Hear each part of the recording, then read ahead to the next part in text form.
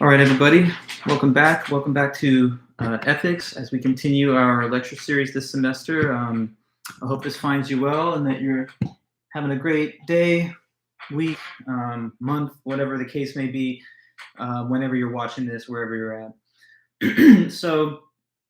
We're making an important transition today as we continue through all of our topics. So far in the class, we've talked about ethical theory, and we compared and contrasted and really dived into the details of the ethical thinking of John Stuart Mill and utilitarian ethics. On the other hand, Immanuel Kant and the Kantian ethical framework. And then we made a switch over into applied ethics. So we started talking about the first big moral debate that is a focus in our class, which was the ethics of abortion, pro-life and pro-choice arguments on both sides. And we just wrapped that up in our last posted lecture with the writing of Judith Thomson. So, we studied on the pro-choice side, Marianne Warren, Michael Tooley, and there are various ways making the case that abortion is morally permissible because of something having to do with the status of the fetus in its developmental stage in the womb. Then we saw pro-life authors and arguments by Don Marquis and John Noonan Jr. Don Marquis specifying the concept of the future like ours that the fetus, of course, would have, and in his view, that's the distinctive feature that establishes the right to life. For Marquis, it was the future like ours. For Noonan, it was rather just the event of conception. And then there was Judith Thomson, who raised the issue of whether or not having the right to life even settles the question of whether abortion is wrong. She sort of makes the interesting concession to her opponent that let us suppose that the fetus does have a right to life from the very first moment of conception. Even so, that doesn't carry with it the right to unauthorized use of someone's body for your continued survival. And so she deploys a whole range of different thought experiments and scenarios to try and show the intuitiveness of her position, some of them including the famous violinist, the expanding baby scenario, the people seed scenario, and a few others as well, just to illustrate various specific features of her conceptual arguments there.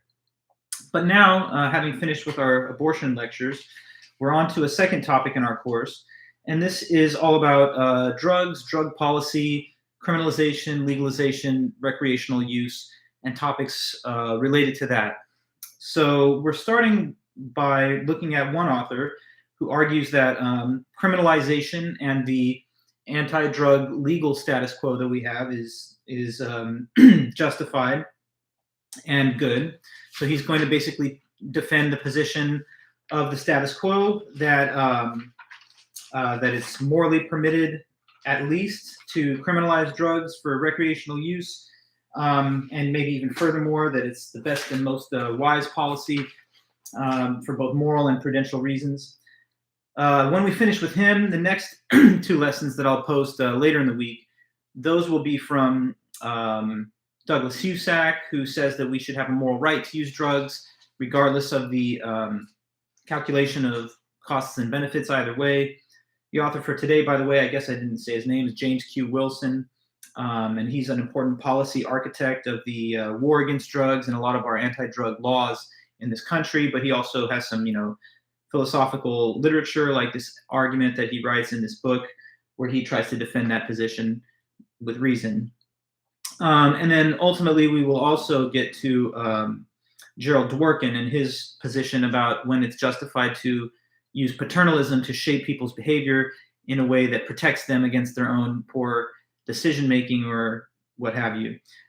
He'll argue that in some cases, at least, paternalistic interference is justified, and that can be seen as another argument that's somewhat supportive of restrictions on personal freedom or autonomy in order to promote the person's own best interests or well-being. So we're looking at authors on either side of the question whether recreational drug use is morally permissible and whether or not prohibition of it or lack thereof is morally permissible. But before we turn into the more detailed review of the different writings and authors, I first wanted to get us started on this topic with some general information, which is useful to anybody who's considering the moral debate in the drug use area and the area of criminalization. So a lot of what I'm going to start here with is just empirical data and the introduction of terminology. Again, it's just a sort of primer for our first kind of getting our feet wet in the debate and moral controversy concerning drugs and drug policy. So to start us off, and this is stuff that's mentioned in our textbook, the United States, our country, does have a lot of drug use, recreational drug use. I'm reading from page 216 of the textbook. This edition of the textbook came out in 2013, and so some of these are studies that are about 10 years old, but nonetheless, the facts that they attest to are still generally the same. There hasn't been a lot of change over the past decade, so if anything, trends have only increased in the direction of more drug use. But what it says here on page 216, in 2010, 22.6 million Americans over the age of 12 years old used illegal drugs. And so that's 9% of all people older than 12 using illegal drugs. And as that's defined, it's illicit substances, meaning marijuana or hash, cocaine or crack, heroin, hallucinogens, inhalants, or prescription drugs used for non-medical purposes. And user is defined as has used during the previous month. So that's actually quite a lot of people, about 10% of the total population above the age of 12. Another fact written below, 18 to 25-year-olds, many of you guys might be in that age category. Among that group, the rate of illegal drug use increased from about 19% in the year 2008 to 21.5% in the year 2010, mostly because of an increase in the use of marijuana. So marijuana use has increased steadily, and it seems to be gaining in numbers among people in that early adult category. In the year 2010, more than half of Americans in the same age group, 18 to 25, were alcohol drinkers. And so alcohol consumption and drinking is even more popular than the use of illegal drugs among young adults. And it says about 23% of those participated in binge drinking, and more than 11% had over the past year driven under the influence of alcohol. Never a good thing to do, but just statistics that we're seeing here. So next they talk about tobacco usage. And so over 70 million people in our country use tobacco products, and over 53 million of those were cigarette smokers. Now, cigarette smoking is legal in our laws, at least in our state, once you're, I think, the age of 21. But it's amazing to consider the impact, the adverse health impact and the public health impact that it has, even though it is legally purchasable. As it shows here in the book, every time I see the statistic, I'm kind of blown away. Cigarette smoking accounts for over 443,000 premature deaths each year, which is about 1 of every 5 deaths in total. Another 8.6 million people have a serious illness because of smoking. Another way to state the problem, tobacco causes more deaths each year than the combined effects of all these incidences of mortality.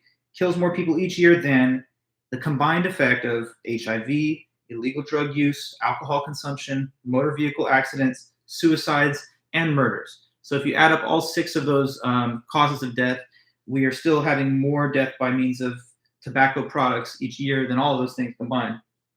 But yet it's legal. Interesting to see the discrepancy between that and the treatment of certain other drugs, which don't seem to have the same, at least measurable effect on, survival and mortality. Much of the prison population is in prison because of drug offenses. And many people that are serving sentences in federal and state facilities are there not because of sale and distribution, but mere personal use and possession.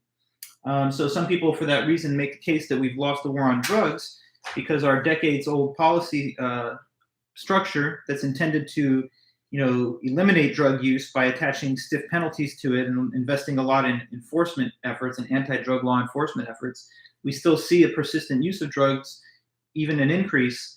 And therefore, you sometimes wonder whether or not all the money that we expend on the cause is actually getting us anywhere. But that's just a basic introduction to some current facts concerning United States drug use rates. Now let me just add a little terminology that's also mentioned in the book to sort of structure our discussions here. We're going to use drug, the term itself, in a very broad way. Let's see if I have a better pen here. So drug is just going to be used in our discussions as any chemical that can affect bodily functions and structures.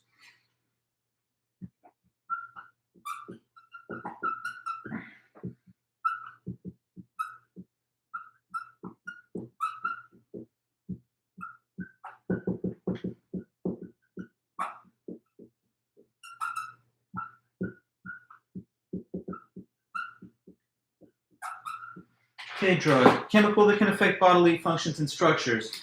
Given this broad definition, the term will encompass all of the non-medical recreational drugs that are regarded as classified controlled substances, but it would also include things that are regulated and accessible to the public, like tobacco and alcohol. When people talk about drug use, they specifically usually refer to drug use that is non-medical and that is done for psychotropic purposes. And so the term psychotropic just means mind or consciousness altering. Psychotropic.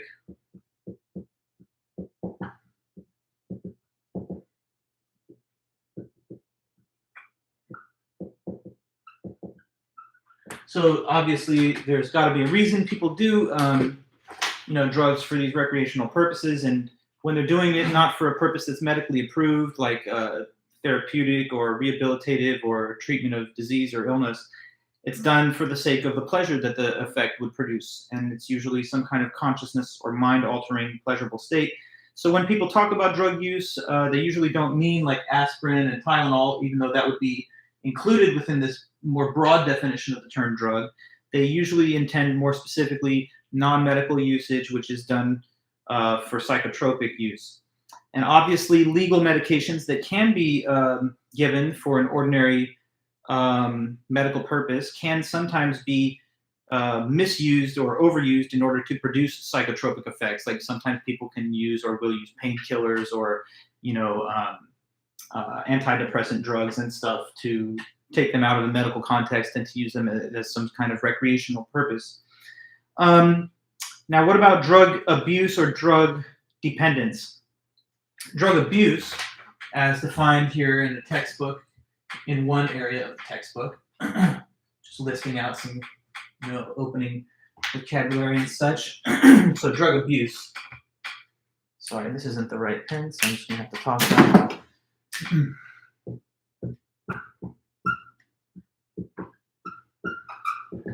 Drug abuse, just meaning socially disapproved drug use that is three things.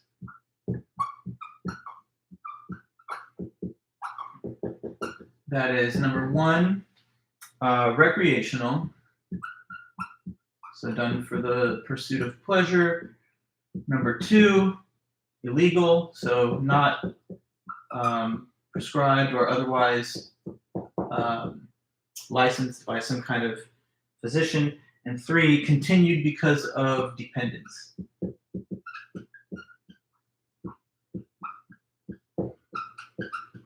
So when we think of drug abuse, and not just mere usage of the drugs, but when it becomes a form of abuse, it's done for the sake of pleasure, illicitly, and continued primarily because of the state of dependence that the person has on it. Drug dependence itself can be further defined as a strong reliance on the effects of drug with psychological or physical withdrawal symptoms. So drug dependence, let me put that in the other chat so that I kind of use all the tools that we have available to us in this format.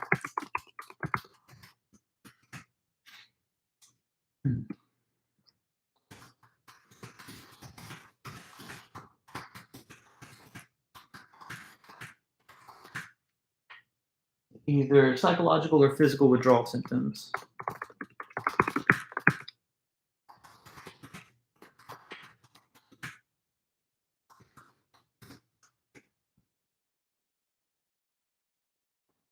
Okay, so drug dependence, the third component here of our little brief definition of drug abuse. And so drug dependence, again, a strong reliance on the effects of the drug with either psychological or physical withdrawal symptoms. So sometimes withdrawal symptoms a person can experience when they rapidly discontinue the use of a drug that they're addicted to or dependent on. A physical withdrawal symptom would be something that's manifested in actual physical behaviors or symptoms, like maybe the person is shaking or becoming sick or having visual or auditory hallucinations. And psychological withdrawal symptoms would just be a compelling feeling, like as though you desire the effect of the drug very much, but not accompanied by, say, headaches or dizzy spells or nausea or whatever. But both can be powerful, and of course, they can influence a person's ability, whether or not they can discontinue use. The National Institutes of Health has a slightly different definition of drug addiction. They call it chronic cognitive disease that causes compulsive drug seeking and drug use despite harmful consequences to the addicted individual. So some people emphasize that element when they make specific reference to drug addiction or dependence, that it is the state when a person continues to pursue and use the drug, even if it's somehow starting to cause harmful consequences to the addicted individual. So persistent and continued use despite negative or harmful consequences. Another identifying feature of some people's thinking about addiction. People disagree on whether the drug addict has free will. That's one of the more interesting philosophical questions that we can pose. Obviously, some people become so strongly addicted to a drug that you might start to wonder whether or not they're even at liberty to stop, because maybe the chemical aspects of the addiction are so strong that they can't really discontinue on their own power. Other people say that no, even someone that's really deep in the grips of addiction can sometimes summon the will to just quit cold turkey and never use it again. Obviously, your moral perspective on whether a person is at fault or to blame for continued use despite addiction, your views on whether blame is appropriate or not would probably have something to do with whether you thought the person was free in their decision to continue using or not. If you were like more disposed to believe that the person really has free will, then the fact that they don't exercise it to stop using the drug might be something you felt you could blame them for. In other cases, if you thought that they were powerless to control their behavior, then you might say that it's almost as though they're a sick person who you feel sympathy or pity for, but you don't necessarily hold them morally at fault because you don't think that they're making the free decision anymore to continue doing it. But anyway, setting that interesting kind of speculative question aside, the moral questions of interest to us for the class that we're looking at is whether non-medical drug use is morally permissible and whether government prohibition of recreational drug use is morally permissible. So here are two big moral questions. One is,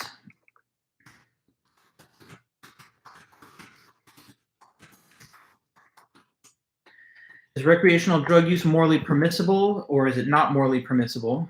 And then the second and related big moral question is government prohibition of recreational drug use morally permissible? Is the status quo morally permissible, in which people are legally prohibited from recreationally taking drugs, or is that not morally permitted? Obviously, these aren't questions about law. We know that in the legal context, yes, drug use is legally not permissible, but we're asking the moral question that underlies all judgments of the moral and other justification and legitimacy of policies and laws. So the first question is about the morality of use, and the second one is about the morality of prohibition of use. Some people, in response to that first question, say that it's wrong because it hinders the development of the person's abilities or virtues, maybe their moral, physical, or intellectual capacities. You know, say somebody becomes too addicted to drugs, maybe this does damage to their brain and they can no longer reason as carefully or as competently. In other cases, it might cause or induce illness or physical ailments or disabilities over time, such that they can no longer achieve their full potential in a physical sense or in an intellectual or cognitive sense. We studied Kant and Mill. Kant, you may remember, has the categorical imperative as the sort of crux of his moral philosophy. And one aspect of that is the second version, which says that you should never treat a person as a means to an end. Some people think that in that way, Kant might have been favorable to the anti-drug laws on the basis that when somebody's pursuing pleasure through the use of drugs recreationally, you might think that they're using their own person and mind and body as a means to the end of the desired pleasure that the drug effect will produce. Short-term pleasure pursued at the cost of longer-term harms to your abilities. In that way, you might be using yourself as a means, and Kant believed that it was just as much wrong to use oneself as a means as to use others as a means to an end. Although I will say that Kant also believed in autonomy and the principle that a rational being should be able to make their own choices. So there's some ambiguity there. A utilitarian could also go in either direction, depending on their calculation of the total amount of pleasure caused by either a policy of prohibition or a policy of legalization. Because as you know, utilitarian ethics centers around the point that you're always supposed to do whatever creates the most overall happiness for the greatest number of people. So you can imagine two different utilitarians having different viewpoints on what generates the most overall happiness. One person in favor of legalization might say that regardless of the costs that can be brought about by recreational drug use, there's more, on balance, total happiness in a society which permits it than one which criminalizes it. And a person could, of course, take the opposite view using whatever evidence they may have to support their conclusion. So the second question then listed just there concerns the debate over legalization, criminalization, and decriminalization. So here's an opportunity for just a little bit more terminology. These have to do with policies that can be instituted with respect to the question of drugs and recreational drug policy. So first, criminalization.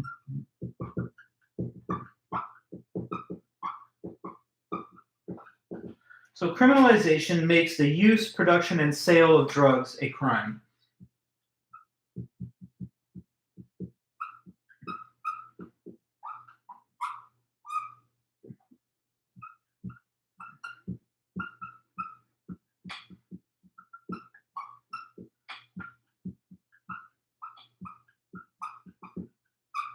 Okay, so, obviously at some point in human history and in human society, laws had to be invented to attach penalties to either the use, sale, or production of whatever substances that are currently controlled substances that are illegal to possess or to use.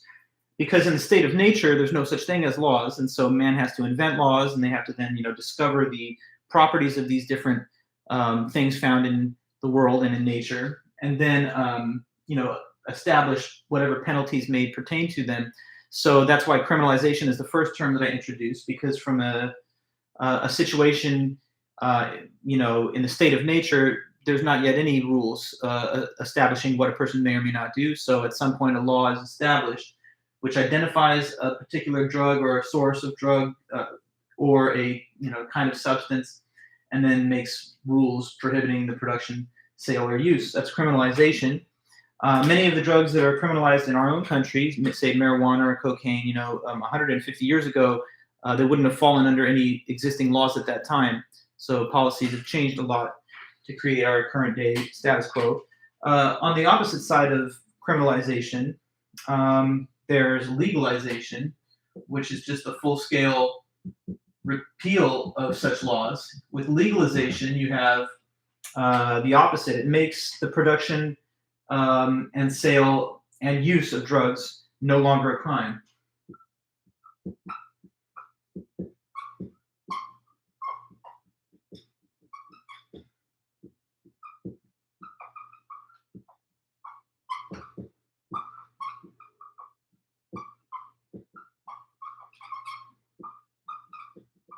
So I have criminalization, makes the use, sale, and production of drugs a crime. Legalization, the opposite, makes the production, sale, and use of drugs no longer a crime. So obviously for legalization to take place, there has to be a criminal status quo that it's changing. And sometimes that does happen. You've seen, like, for example, the recreational legalization of marijuana, like in the state of California and certain other states. And according to these, new laws, relatively new over the past 25 years or so, a person may, privately possess, use, and in some cases even, produce, grow, distribute, like within a certain specified range, a given quantity of that type of drug. On the other hand, there's one more possibility behind neither criminalization nor legalization. It's a sort of partial legalization. That's decriminalization. Since I've run out of room here, I'm going to put this in the chat.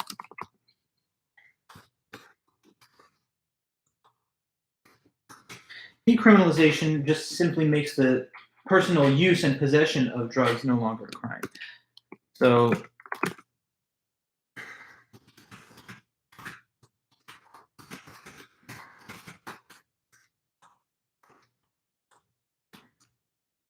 okay, so in some cases, when we've not gone to full-blown legalization, decriminalization has been another alternative, which allows a person in a private context to possess or use certain substances, but not to produce them with the intent to distribute, like on a massive scale or on a larger quantity.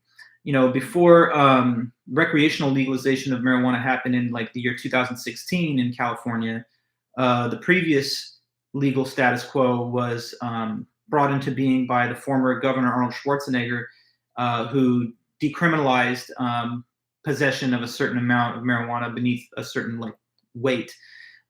So after his decriminalization move, people could not grow, sell, or distribute it. But if they were found to have a quantity that was, say, less than, I don't know what it was, like an ounce or something, then they were only given the equivalent of a traffic infraction, and it was not placed within the criminal court context as a misdemeanor or anything. So anyway, there's a number of different legal options that a society can apply with respect to the question of drug policy, and these are the three major: either to criminalize, to legalize, or decriminalize. Some opponents of criminalization argue that regardless of the harms caused or avoided, legal sanctions should be purely a matter of justice and rights.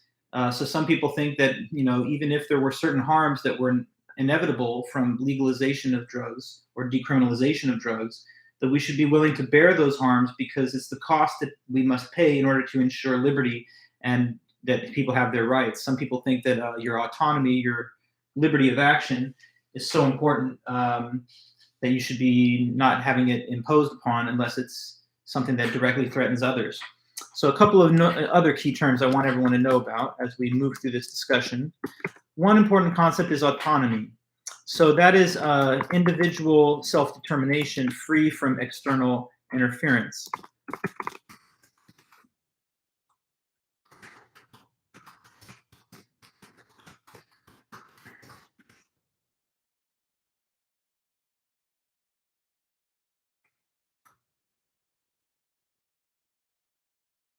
Autonomy.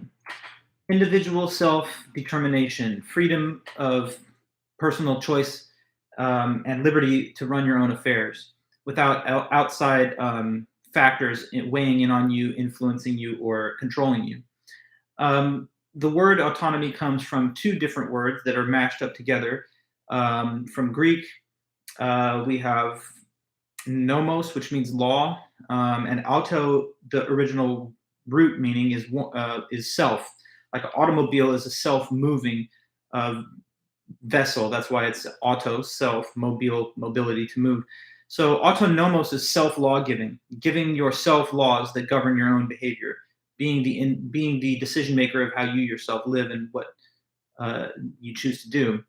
So we usually have great value on our autonomy. We don't want other people imposing on us, telling us what to do, how to live, you know, for our own purposes, according to our own judgment.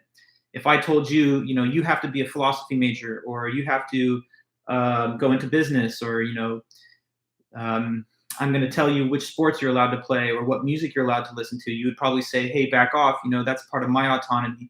I should be given free rein to decide how I oversee the affairs of my own life. And especially in American society, which places a real priority around the value of liberty and freedom, we're all, I think, instilled with a sense of the importance and value of having autonomy.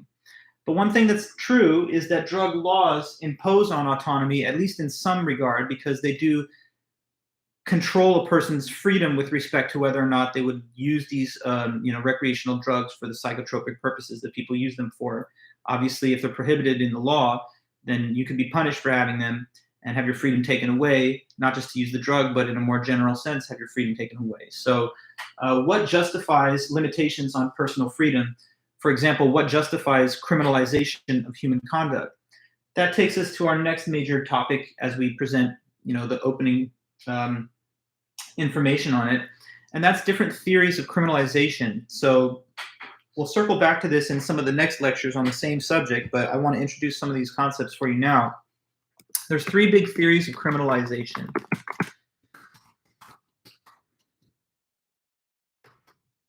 So a theory of criminalization is just an attempt to state what conditions make it acceptable to make something into a crime. What requirements are there in order to legitimately criminalize a certain form of human behavior? So the question of the theory of criminalization tries to answer is under what circumstances does it become legitimate and justified to rule some behavior criminal?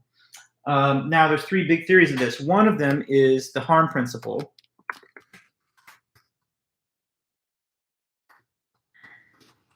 I say that there are three theories of criminalization. You can also think of them as three principles of criminalization. So the harm principle says this: it is only justified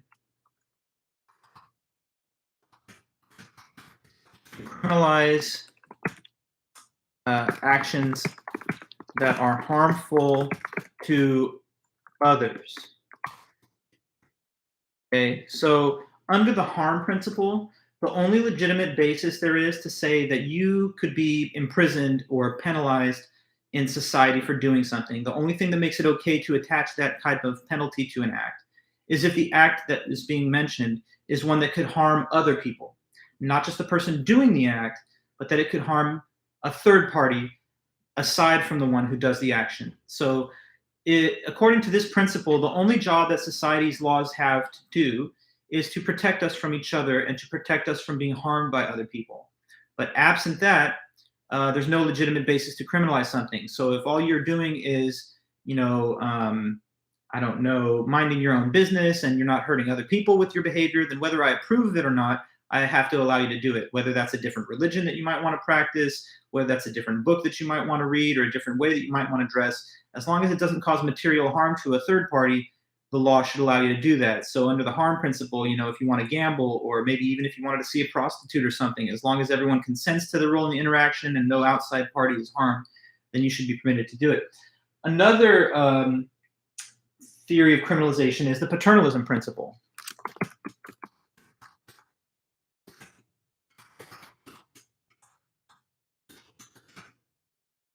So the paternalism principle says that it is justified to criminalize actions that are harmful to the individual doing the action.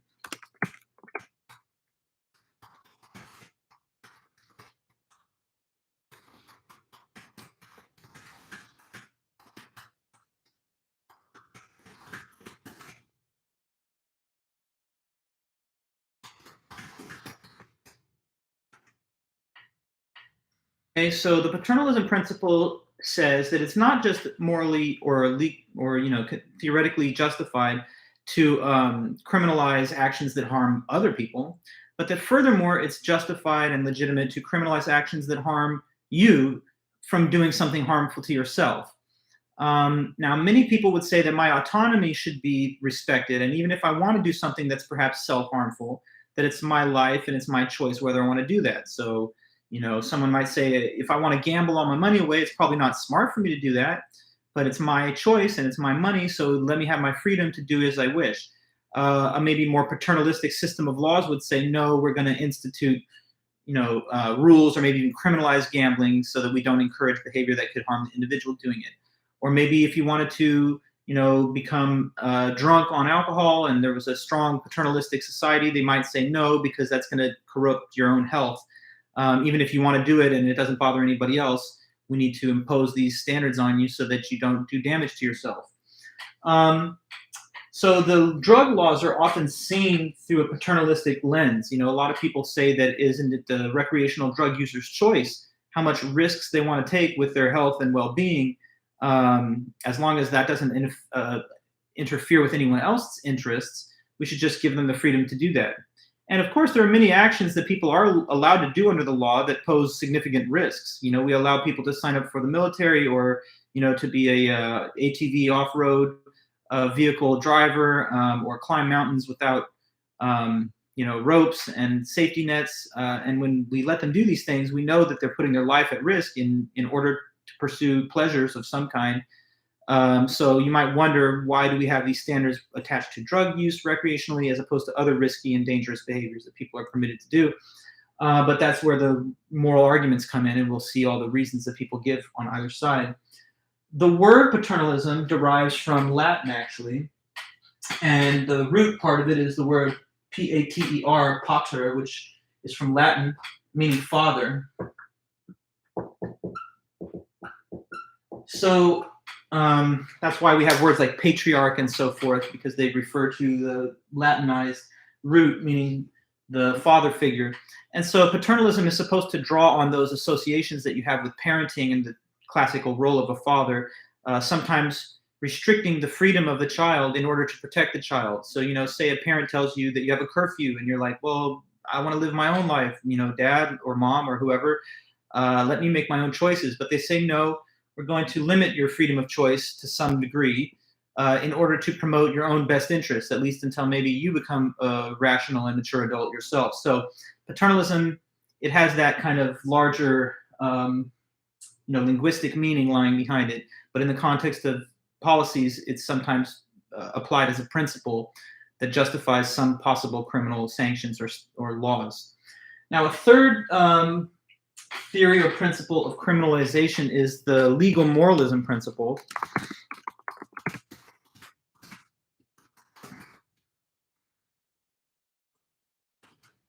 I would say the legal moralism principle is probably, in my own opinion, on the shakiest ground, and maybe it's the least, found in contemporary Western societies. But it says that even if some conduct is not harmful,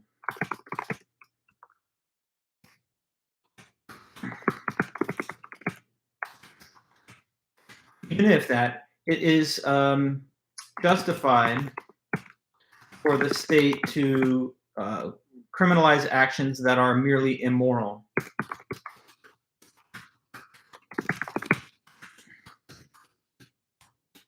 And by the way, I'm putting caps on some of these capitalization just to make emphasis on certain key points in the definitions and concepts.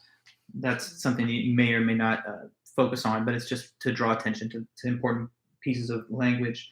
So anyway, yeah, legal moralism, as you can see, it says that even in the case where some conduct cannot be established to cause direct harm, either to other people or to the individual, suppose that you can't show this, the government would still be justified in criminalizing behavior and limiting the liberty of its citizens with respect to immoral actions. So I don't know, say we have public indecency laws where, it's not legal for a person to walk down the street naked, even if that act, absent any other form of violation, can't be seen as a direct harm to anybody else, nor the person themselves, but we might just regard it as an immoral form of behavior and therefore think that you're criminalized from doing it.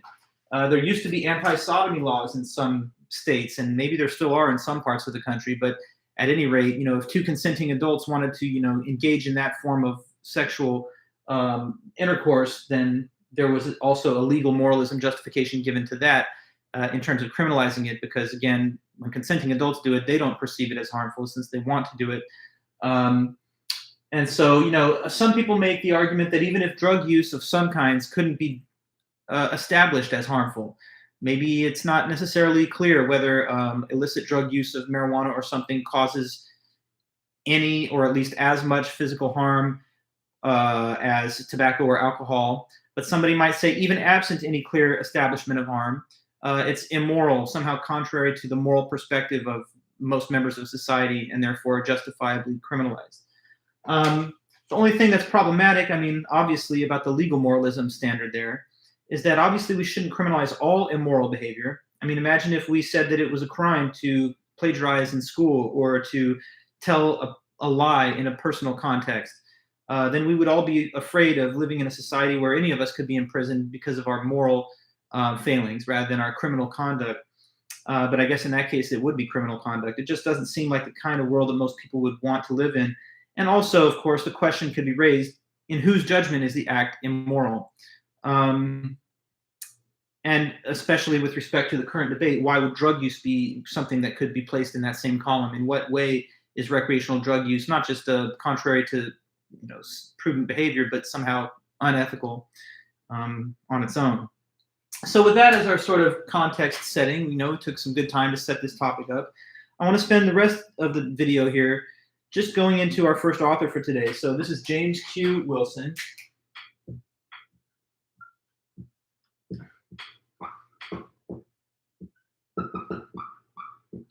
Let me see if I can pull up the dates of his life, because right now it escapes me, but let me make sure I'm getting this fact right. Yeah, so he lived from 1931 until 2012.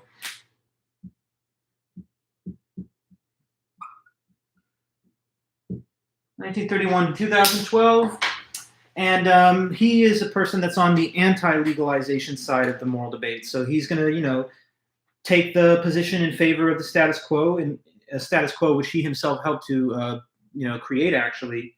So he argues for the moral justification of criminalization of drugs, and his paper is called "Against the Legalization of Drugs" from 1990. So just writing the title. Against the Legalization of Drugs.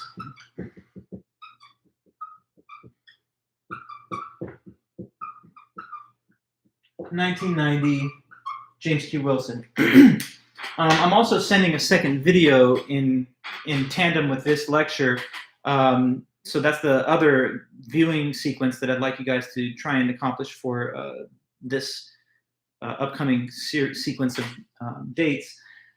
But the video is like a debate at a university in San Francisco, I believe, between him and Ethan Nadelmann, who is like the chairman for the drug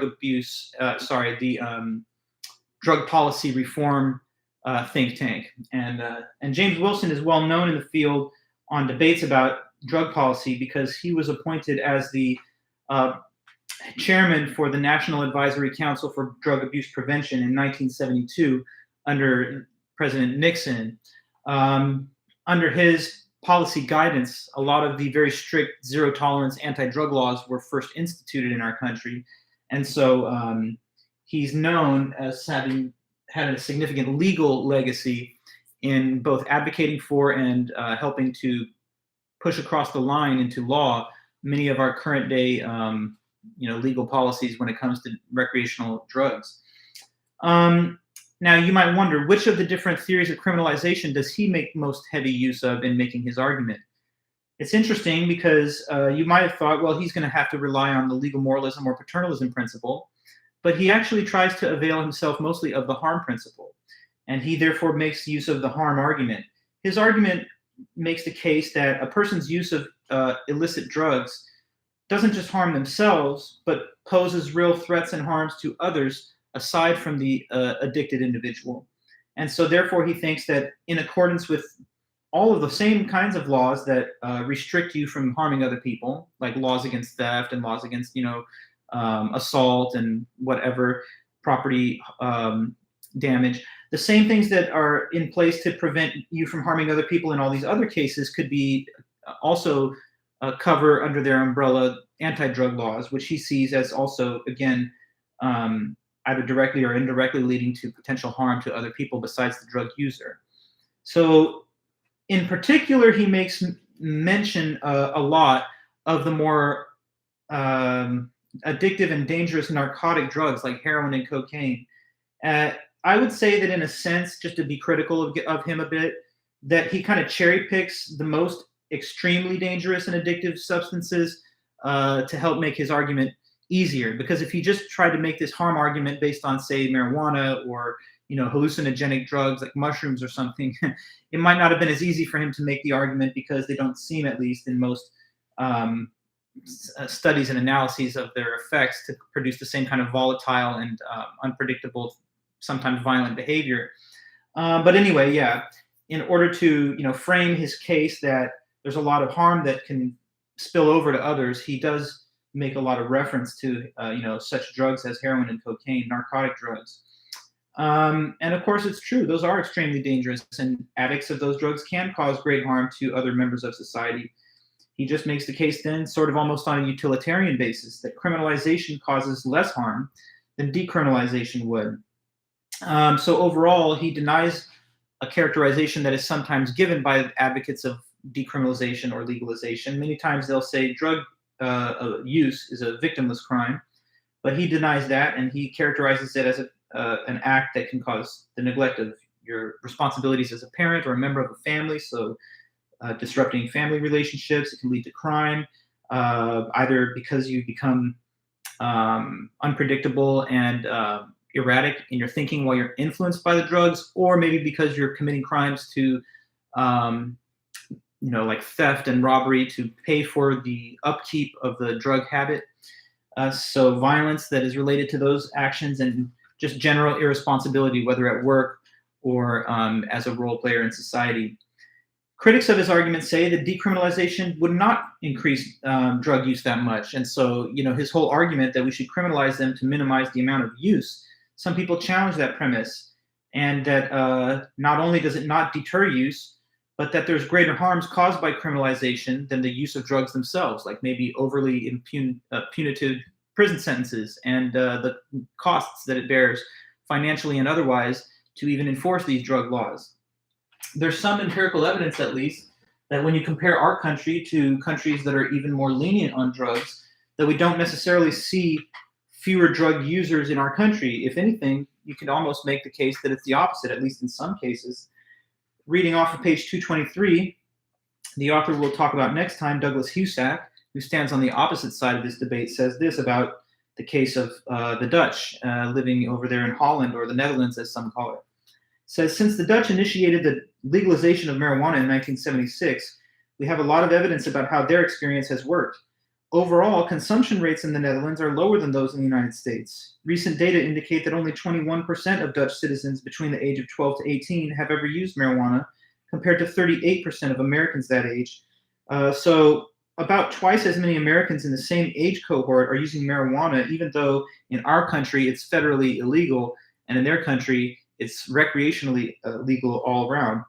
It says, nor are they more inclined to use cocaine and heroin than their American counterparts, which would also tend to counteract the whole gateway drug argument that's often given as a secondary appeal as to why maybe marijuana should be criminalized.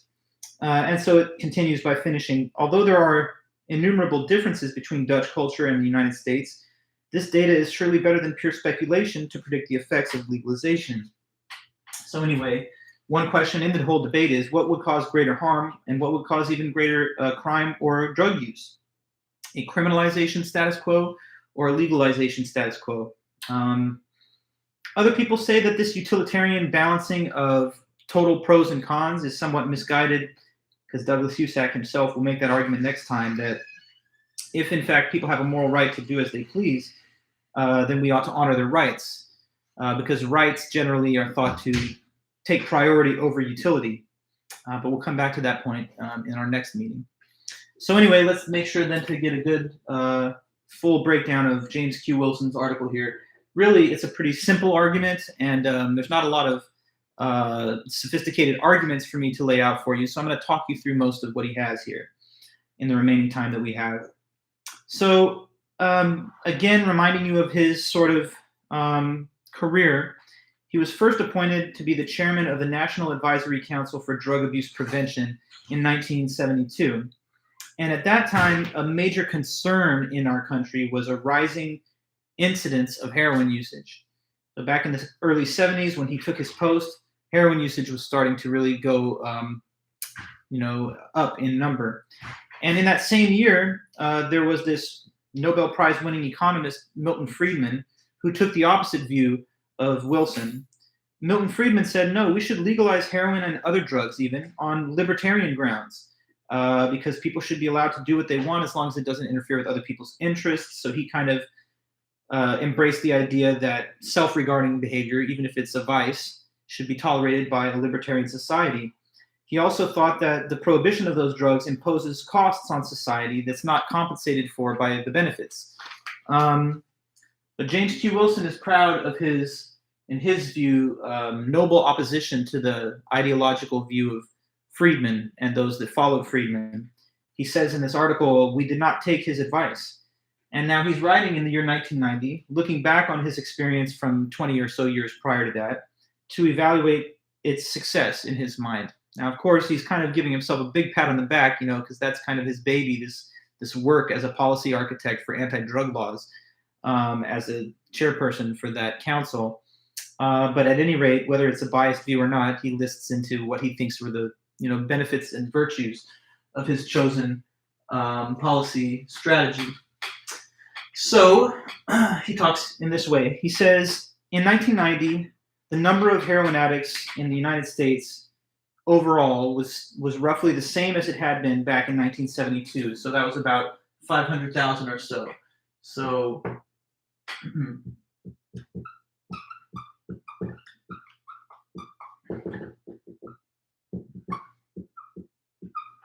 So 1990, approximately 500,000, 500K. And in 1972, when he took his position, it's about the same. So in his mind, that's a great success. Why?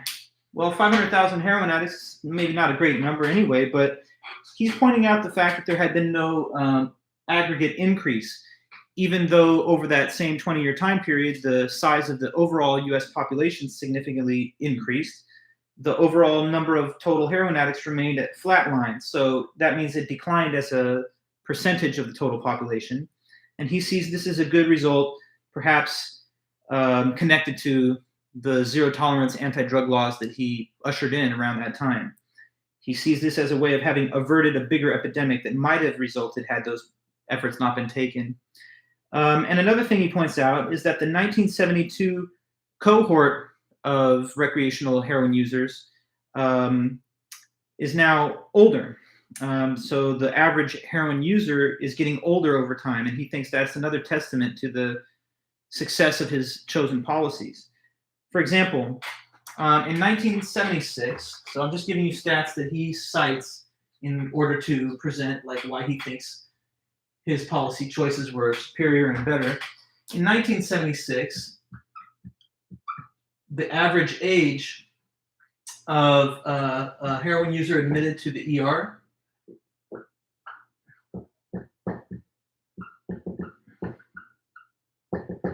so that's obviously a place where we can keep good statistics because people getting admitted to the emergency room are filed as cases. In 1976, the average age of such a user was approximately 27 years old. This is like a little squiggly equals 9, which is supposed to mean approximately equals 2. So approximately 27 years old. In 1986, a decade later, right? The average age is 32 years old. Okay, so that's a significant increase of about 5 years, meaning that, and 1986 is closer to the time he wrote his paper here in 1990. So looking back, he says this shows that the average heroin addict, or person admitted to the ER anyway, is generally older now than was the case before. And he saw similar statistics to back this up in demographic findings about usage rates in inner city neighborhoods. The same pattern, that no increase in use, but an overall increase in age. So that means that it's losing appeal to a base of younger users to replace the older ones. And he wonders, why did it lose that appeal to the youth?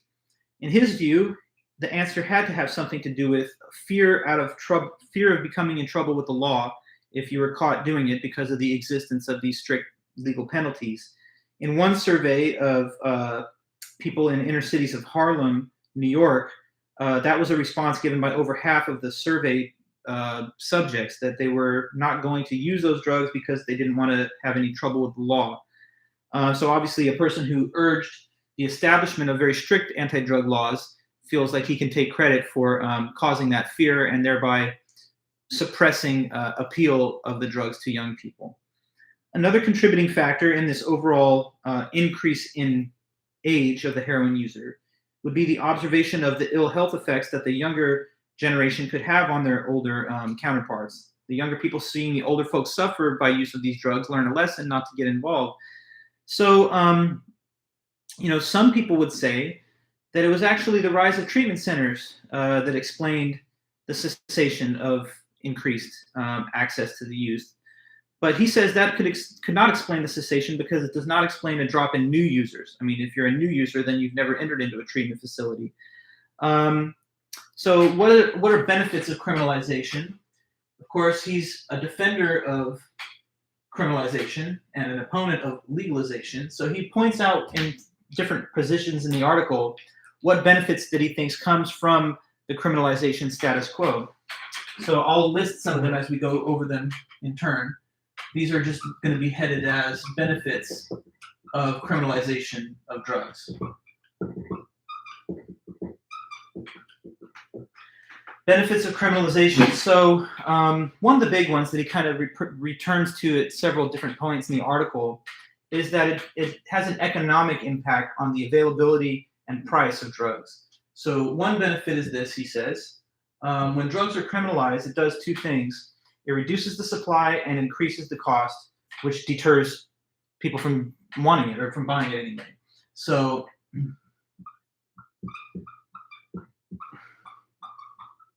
increases costs and reduces supply. And those things deter use, so he argues. All right, so one thing is true. When drugs are criminalized, it's not as easy to get them because, they're illegal. So they can be interdicted by authorities, and that makes it a little bit less available. When they're legal, of course, it's easy to find the drugs. You just go to any approved of location, like a pharmacy, drugstore, dispensary, whatever the case is, and it's right there for anybody, and there's no need to do it in back alleys or at the park or in some kind of other secret or hidden meeting location. Routes and supply lines are secured, and there's no penalties against them, so those are open and available. Supply then becomes more difficult with criminalization, and costs, of course, then also increase as well. When it's on the black market and it's sold not by regulated agencies, then black market drug dealers and vendors control the flow, and they can simply raise the prices, and people are pretty much at their mercy because they don't have like another store, another place to comparison shop right across the street, since it's all on the black market. So it does tend to do those two things. When drugs are illegal, the price increases and the supply decreases. And those two factors, he says, have a significant bearing on how often or how easily people can gain access to them. When something costs more and it's harder to find, reason tells you that it's probably going to be less possible for you to get it. And add to that, of course, the possible threatened penalties attached to possession and use of it, and you have a combination of factors that might really drive usage down a bit. So again, he returns to his overall presentation. He says, well, what if I had taken Milton Friedman's advice instead back in 1972 and argued for legalization or for weaker penalties, if nothing else? Well, he says in that case, we would have placed young people into a much more dangerous position where they might have more easily become addicts of these various drugs or turned into prospective addicts in the future. Heroin would have been legal and cheap, and its high quality and purity would have been assured. Usage may have been safer also, because probably there would have been like clean needle programs and such that cannot be guaranteed in a criminalization context. But again, he thinks there would be no financial reason to avoid use, since it would be so much more affordable on the open market. And another thing he says is that anti-drug education can be more effective when drugs are criminalized. So that's another benefit that he gives. It increases costs and reduces supply, which deter use. Also makes anti-drug education more effective.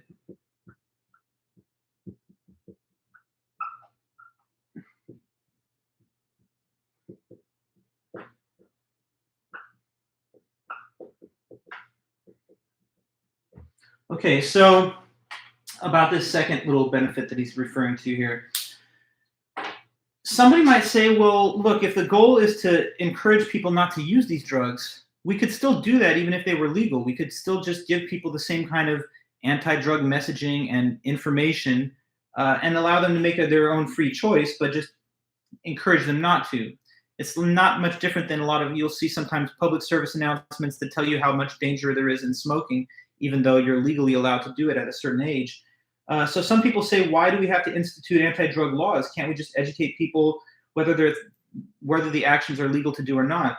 And he understands that option, but he says when they are illegal, these anti-drug education efforts are going to have more bite because there's going to be a penalty backing the possible harms that you're talking about when you make your education efforts toward the community. So you might try to prevent kids from doing something that's legal. You might try to have age limits and a whole bunch of educational tools to teach them as to why it's a dangerous thing. But as you guys know from alcohol, many people drink alcohol for the first time well before they become 21, because even if it's illegal for them, it's legal broadly speaking in society. So it makes many more avenues for access to it possible. So anyway, in that way, he thinks that if we had followed Friedman's type of guidance and expanded legal access, it also would have expanded the rate of usage, and it would have recruited more users and therefore more addicts. Now, one thing that Milton Friedman said in opposition to that, who's kind of like his ideological opponent in this debate, he made the point that, hey, how about this? Do you think that maybe criminalizing the drugs actually counterintuitively makes people use them more? Some people have made that argument. They've said that when it becomes criminalized, then it's kind of like a forbidden fruit. And just like the original forbidden fruit, the apple from the tree of wisdom that they say that Eve ate from in the Garden of Eden, it's just too alluring and tempting to turn it away once it's something that you're told not to do. So does that maybe make some people think of it as cooler, sexier, more rebellious? When they say that this is outside the law and then you do it, you might feel like you're getting more of a scintillating and alluring experience than if it was something that was just plain old legal. But anyway, knowing that argument, James Wilson replies and says, no, I can't agree, because he just goes back to his economic common sense that the bottom line is that criminalization is going to make the drugs more expensive and it's going to make them less available. So in general, that should make less people use it. Wilson doesn't agree with Friedman that it's the pusher that creates most of the drug addicts. That is, the person in the black market pushing people to try it for the first time so they can sell this and make money. Instead, he just has more emphasis on the economic sort of cost-benefit factors. If it costs more and it's less accessible, then it's going to be less prevalently used. So he gives some evidence for this fact, or his conclusion anyway. One source of evidence that he cites is in 1960s Britain, there was a pilot program designed to allow limited legal access to a certain small number of heroin addicts. But what ended up happening with the program is it ended up becoming unworkable over time, because the amount that they were prescribing these people in the program led to overprescription, and they then ended up selling off the surplus amounts to other users, which increased the total number of addicts. Patients could always say that they needed more than was true, sell off the extra to new users to secure more money for themselves and support the habit. And some statistics that he gives associated with it was an overall increase in the number of known addicts through the program from a number of 68 to over 2,000 in the span of less than a decade, from 1960 to 1968. He saw a similar pattern continuing in the 1980s with other drugs like cocaine and crack, not heroin so much. Now the focus has shifted in the 80s to those drugs. And he said that if we had done similar things in America or with these other drugs, then we would have gotten a similar set of results, just with a much larger host population than that of Britain. So next, in 1990, in the time he wrote his article here, again, he emphasizes that much of the government's focus or emphasis on anti-drug efforts had shifted from heroin to cocaine and crack cocaine. And as in 1972, he highlights the fact that some people argue for maintenance of a strict zero-tolerance anti-drug law policy, and others advocate weakening the standards, or at least maybe trying legalization on some grounds. And he says that the same increased use would attend decriminalization of crack cocaine as well. Now, once again, I want to say to you guys that here's another part of his essay where I think that he helps himself to very easy arguments which may not fully apply to the context of every illegal drug that people are talking about. Because if you specify just crack and heroin, you're definitely targeting some of the worst possible and most proven to be harmful drugs in every possible way, mentally, physically, cognitively. So to the extent that he succeeds in arguing that crack is very harmful, I think that no one's going to pretty much deny that. But much of the drug legalization debate proceeds along lines that don't only talk about these most extreme narcotic drugs. But anyway, such as it is, he goes on and says crack cocaine is very harmful. He talks about how, unlike some drugs, it doesn't make the user harmless and docile, but instead volatile and prone to unpredictable, impulsive, and sometimes violent behavior. He talks about the possible impact on children that are gestating in the womb and how the so-called concept of a crack baby can impose significant disabilities, sometimes lifelong, on a developing fetus. So in that way, he makes the case that this type of drug use is not victimless because those that use these type of drugs are more likely than not to cause harm to others. And so society, with every legitimate interest in protecting its members from harm by other members, has a legitimate basis then to criminalize access and use of these drugs. Now, he concedes that we cannot know for 100% sure how legalization would exactly impact usage rates. Some people speculate like that if we follow the Dutch model, we might see similar benefits, like fewer people actually using drugs in a society that is more head-on in permitting use of it for adults. Seeing the effect of it in everyday life, maybe people discovering how to be moderate or just losing interest in it because of those changed legal factors. But he doesn't agree. He says even though we can't know for certain unless we institute these changes, he wonders whether we would really want to find out. He thinks that would be a dangerous social experiment, and if it didn't work out, he thinks the consequences of it could not easily be reversed because we would have brought about so many more new addicts that it would be hard to simply turn that off or put the genie back in the bottle or close Pandora's box, choose your metaphor. So in the very end, he questions something that people had challenged him on. Have we lost the war on drugs? Some people have said that. Some have said that we should legalize because then we won't have to keep fighting the war on drugs, which many people see as a losing effort. They think that the greater harm to society than drug use itself is continuing to pursue these failed efforts to win the so-called war on drugs. When you think about all the harms that it causes, I'm going to speak more to those next time when we get to the other side of this debate, but there can be significant harms. Financially, the amount of money that it takes to prop up the status quo and enforce our anti-drug laws and incarcerate and prosecute people, the loss of liberty, the impact on people's personal lives, the tearing apart of families, and all those things are certain harms that are imposed by the drug laws themselves. And you might wonder, what's the greater harm, those factors or the drug use that we're trying to mitigate? In 1972, he says people told him the same thing about heroin and policies attached to it. But again, he pats himself on the back, says, well, I'm glad that I didn't follow their advice, didn't surrender to their position in the so-called drug war. And again, he makes the case that he's, through these choices, minimized the total number of victims. So there are costs to fighting the drug war, and he even admits it. And in the year 1990, when he wrote this, the total number of anti-drug effort dollars that we spent in the United States would be about $13 billion a year. But he says we're getting something back for that expense. What we are paying for is the price that we have to spend to keep the usage of these dangerous drugs on the margins and to prevent them from becoming an epidemic problem.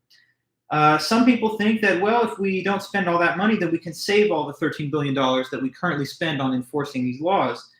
But he says there's no easy way to fix the budgetary issue, because even if we started to save money, no longer having to prosecute, jail, and incarcerate individuals for violating laws, which in that case wouldn't exist, we would also then invite more drug use and more drug addiction. And he thinks that that would cause more people to drop out of the workforce, and therefore that would require more welfare payments than the total savings that we thought we were getting back from not having to enforce the drug laws themselves. Some people say, well, if you're worried about losing revenue or causing too much expense on welfare payments and the like, then why not just cause the drug users to pay for these expenses themselves by increasing the tax rates on the purchase of recreational drugs? So now there's a lot of revenue coming into the state from the business of drug transactions, and that might pay for all the associated costs that the drug users in greater number are now causing. But he says this is also not going to exactly work, because there's another kind of indirect negative consequence that that policy choice would have. Namely, if we collected higher taxes from the sale of these drugs, then that's going to cause the price of the drugs to be higher. And the greater the price of, then the greater the likelihood we now have, again, of crimes being committed in order to support the drug user's habit. And now we're back to the same problem of greater rate of criminal activity. So again, benefits of illegality. Another one that he mentions is this: when drugs are illegal, people can be forced into treatment, which also helps reduce addiction rates. So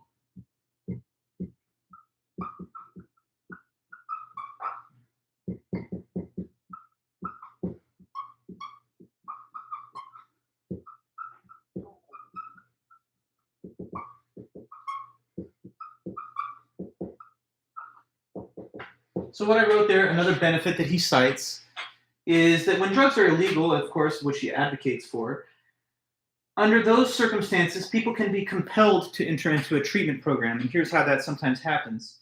Sometimes a person is caught, with a certain amount of illegal drugs. And if they are, and they don't want that to affect their criminal record or their, permanent record, then the judge or the court will offer them this option. You can complete a diversion program, and you have to just bring back to the court certification that you went to like Narcotics Anonymous or, whatever the case is, some drug treatment program in your community. And if you successfully complete it and report that to the court, then we will not include this on your record and it'll be expunged. So that gives people an incentive to enter these programs under threat of more severe penalties under the law. If there's no such thing as criminalization, then they never go before a judge because their conduct is not classified as illegal, and then they can never be compelled into treatment. So to the extent that treatment programs are effective and helpful, a status quo that gives us tools to require more people to enter into them under certain coercive conditions might actually be, he thinks, another benefit. And again, he reminds us that he thinks anti-drug education efforts are more effective when drugs are illegal, because not only are you telling the person about the harms that they may take on, but you can also point to the threats that they face legally if they transgress these same behaviors.